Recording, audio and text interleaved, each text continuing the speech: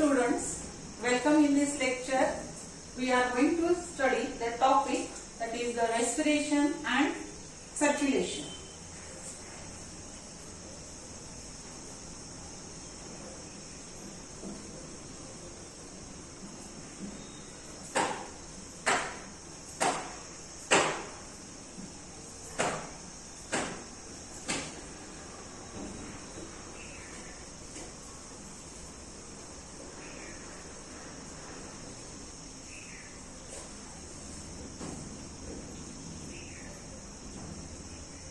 So, we will start. In this lecture, we have completed the respiration part and now we are going to study the circulation. So, circulation in animals, mainly in this topic we are going to study first the transport in living organisms, then the second point, that is the circulation in animals. In this we are going to study the open and closed circulation. Then the main part of this topic is human circulation, that is the blood circulatory system in case of human beings. So in humans mainly we will study the blood, the composition of blood, and then we are going to study the heart, the structure of heart, that is external and internal structure of heart. And then we will study about the blood vessels and lastly the blood related disorders. So in this topic we will study all this. Now first I will start from the transport in animals. Now what is the main transporting medium in our body? In case of different animals, that is from vertebrate animals, all vertebrate they have blood for the transportation of various materials. But in lower animals like the sponges and coeluroids, the water enters inside the body, oxygen and food material is taken inside the body, and again water goes out. So the transport material is different in lower animals. So we are going to study various transports in animals. First is mainly we will study about the intracellular transport and extracellular transport. Okay. Now before that, see here why there is the transport in our body, the exchange of materials, that is the oxygen and nutrients, they must be taken inside, and the waste substances must be thrown outside. After metabolic reactions, the waste substances they are formed, so they must be thrown outside the body. So for this exchange of materials, the transport system is very important, very necessary. So such a transportation is brought about by the blood in case of human beings. Now first we will study the transport in animals, which is mainly intracellular and extracellular. Intracellular means what? Inside the cells. Transport inside the cells. Intracellular. So in case of single cell, that is the amoeba, then paramecium, such a organisms, also in case of the higher animals, the WBCs. So such a organisms or single cells, how they transport the materials? By cyclosis. Cyclosis is nothing but the streaming movement of cytoplasm. Streaming movement of cytoplasm is called as the cyclosis. So in case of amoeba, paramecium, WBCs, they show intracellular transport by these streaming movements. All the cell parts of cell they get materials. Then second is extracellular transport. Extracellular transport. So what is the extracellular transport? See here, extra means outside the cells. Outside the cell, how their transport occurs. Mainly in in case of the sponges and ciliates, what happen? The outside fluid, that is the water, enters inside the body and they get materials, and this water goes out. So inside the body cavity, the water enters along with the oxygen and food material, and it goes out. So they get such a materials by to the water.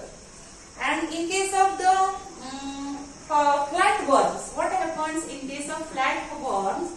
Flatworms, they show parenchymal circulation. And in case of the roundworms, we have studied these in the 11th standard. The flatworms, that is the liver fluke, tapeworm, they do not have the proper circulatory system. So they are very low animals, and in this there is a parenchymal circulation. In roundworms, there is a coelomic circulation. So such a different circulation in the animal. And from Annelida onwards, that is the Annelida to Chordata, there is mainly the blood circulatory system. In these animals, blood circulatory system is present. So this is about the transporting animals. Now next we are going to study about the blood circulation in animals. So this is the introductory part of this topic. The next is circulation in animals.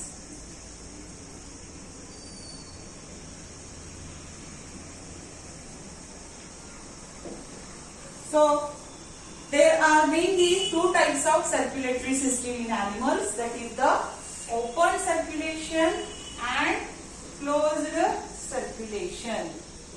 Open circulation we will study first, and then we will study about the closed circulation. So what is meaning open circulation? There is the circulatory system which is not complete. Some blood vessels are present but capillaries are totally absent, and in this the blood, it is present in the body cavity. So such a body cavity, blood filled body cavity is present. Blood filled body cavity is called as hemocoel. Hem means blood and coel means cavity. So hemocoel, it is the blood filled body cavity in case of these animals. So which are these animals? Mainly the arthropods and some mollusks. Arthropods and mollusks show such a types of circulatory system. Some mollusks, all mollusks do not show the open circulation. Some mollusks show open circulation. Now blood filled body cavity is called as hemocoel, and blood and interstitial fluid, it is not separate. It is not separate. Okay, so they cannot be separated. Such a blood is called as hemolymph. It is called as the hemolymph. Okay. The next point, that in this type of circulation, the speed of blood flow is very slow. Speed of blood flow is slow, and there is no any control on the flow of blood. Okay. Then we can say here no control on blood flow. Okay. So it is another important characteristic. Next, the respiratory pigment is absent. Respiratory pigment is absent. Also capillaries are absent. Capillaries are absent. What is meaning capillaries? Capillaries capillaries are the fine or the hair-like blood vessels which supplies the blood to each and every cell. So such a capillaries are absent. So there is no transport of gases, mainly as there is no respiratory pigment, no transport of gases, no transport of respiratory gases. Which are respiratory gases? Respiratory gases are mainly the oxygen and carbon dioxide, which are mainly transported by the respiratory pigments. As there is no respiratory pigment, there is no transport of respiratory gases.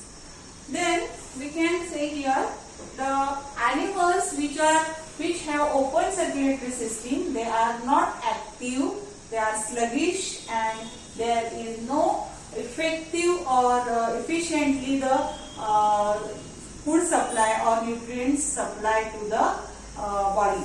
So animals are sluggish.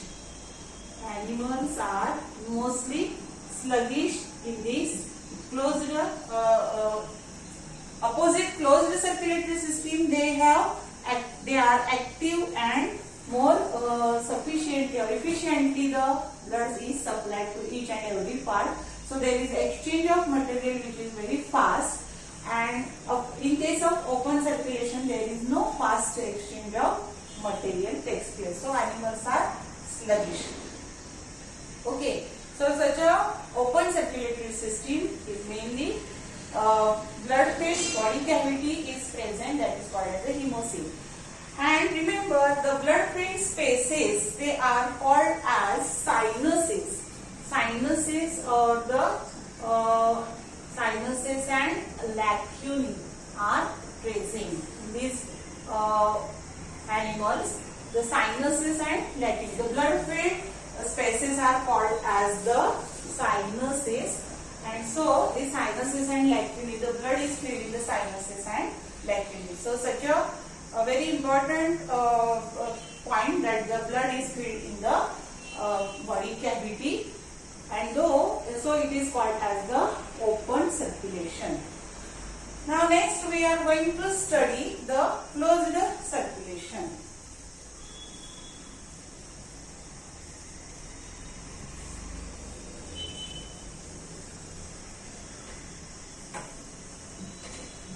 Second, closed circulation. So what is the meaning of word closed?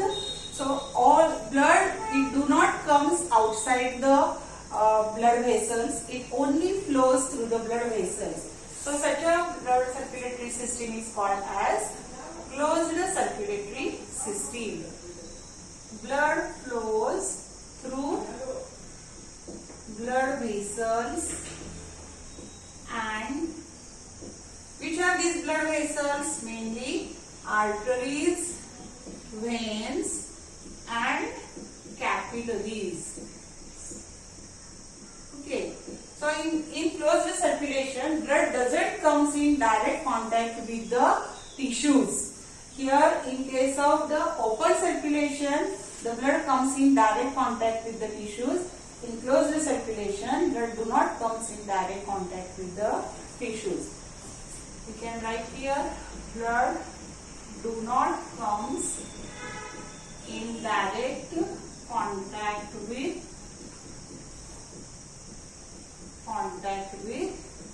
tissues and organs.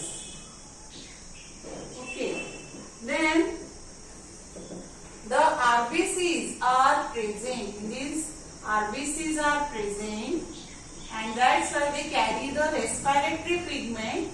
Respiratory pigment is called as hemoglobin, which is present. That is the hemoglobin. Respiratory pigment is present. Then, due to this, the respiratory gases, they are mainly present. That is, the respiratory gases, they are carried by this pigment. Respiratory gases are carried by hemoglobin. So such a hemoglobin is present as a respiratory pigment. It carries oxygen and carbon dioxide. The oxygen combines with the hemoglobin to form the oxyhemoglobin, and carbon dioxide combines to form the carboxyhemoglobin. So RBCs, they have respiratory pigment, and there is blood flow is fast. Blood flow is fast, and it is controlled by contraction and relaxation of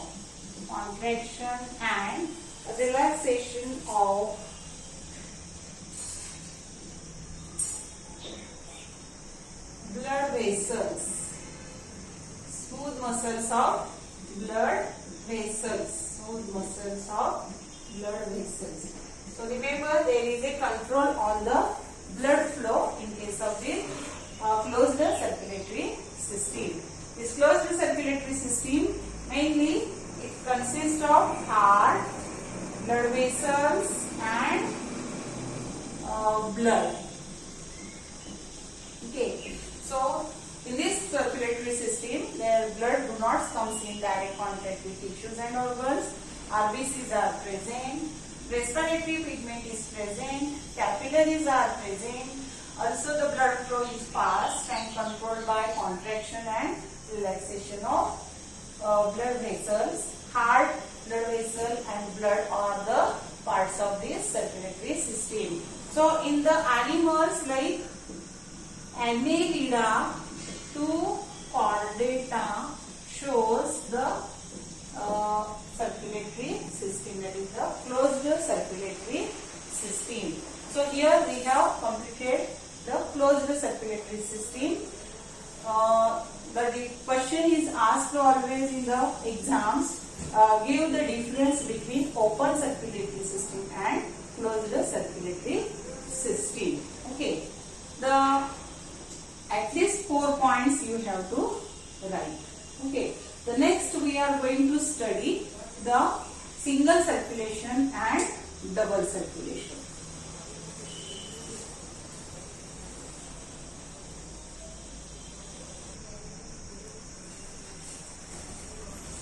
Now see here, what is meaning the single circulation? First we are going to study single circulation. Means the blood, it comes in the heart only once. So it is called as the single circulation. In case of mainly the fishes, they show single circulation. They have two-chambered heart. That is the one auricle and one ventricle.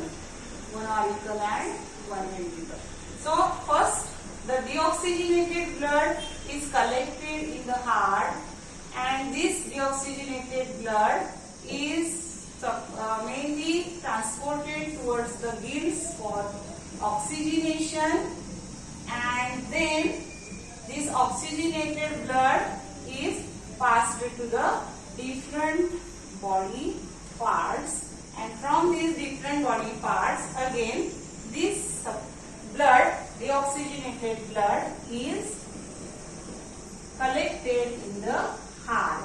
So in the gills there oxygenation takes place, and such a oxygenated blood is supplied to different body parts, and from different body parts it again the